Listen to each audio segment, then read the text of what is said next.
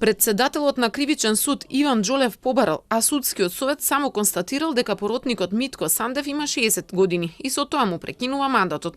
Совеќе мора да се назначи нов во судечките совети каде Сандев учествувал. За процесите кои ги водел ќе има и нов старт, а тоа се од високо профилираните судења, оние за поранешни функционери на ВМРО ДПМН кои ги гонеше поранешното СЈО.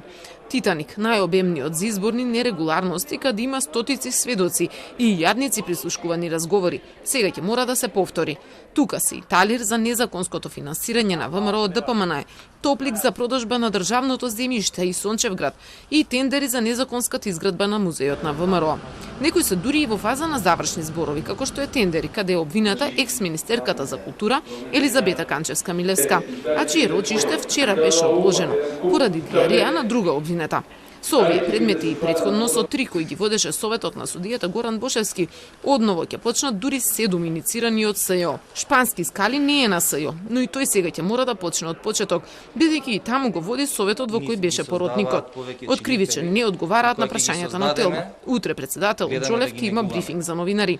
Председателката на судски совет вели дека дури сега испратили иницијативата од Министерството за правда да се измени законот и поротниците како и судиите да се пензионираат со 64 години и сметат дека така ќе избегнат вакви ситуации. Во правда пак веќе 2 години е иницијативата на судијата Владимир Туфеџик, со која се бара измена на ЗКП, со која нема одново да почнуваат судењата, ако има промена на членови на судичките совети.